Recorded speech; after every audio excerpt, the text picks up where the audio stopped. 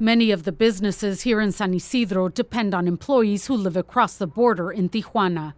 The manager of one of the larger stores, who didn't want to give her name because she's afraid, says that when she went home to Tijuana on Friday after work, she saw a car on fire.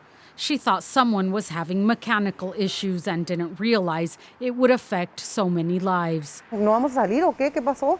Queríamos ir a la tienda a comprar pues para la comida y todo eso. She says that night they couldn't even go to the grocery store because they were so scared and couldn't sleep because there were so many sirens. Saturday morning when she went to go to work, she saw a ghost town. Estaba la línea sola, nada de línea. Every day, about 37,000 people who live in Tijuana cross the border to work in businesses in the U.S. That's according to the Mexican Ministry of Economy.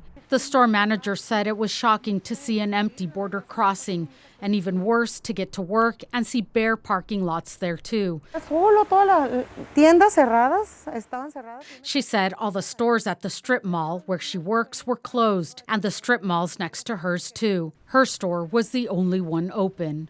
She saw a group of owners gathered who told her they could not open their stores because their employees were afraid to cross the border. We went to another store nearby and found a young employee who stayed home all weekend out of fear.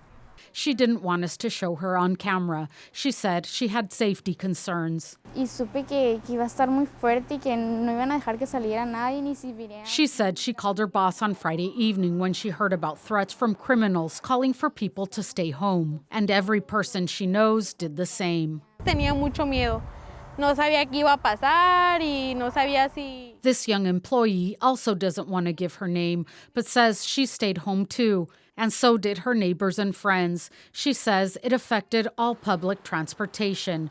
She says she was scared and didn't know what would happen, but she did finally take a risk on Sunday and went to work, knowing her car might get taken and burned. Hay poquito miedo por parte de la gente y como te digo, el... She says it's definitely calmer, but there is still fear and limited transportation because many drivers are afraid their vehicles will get taken and torched too.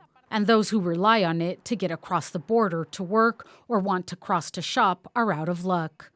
The manager of the store says many of the shops had just gotten back on their feet and are barely hanging on after the pandemic shutdowns.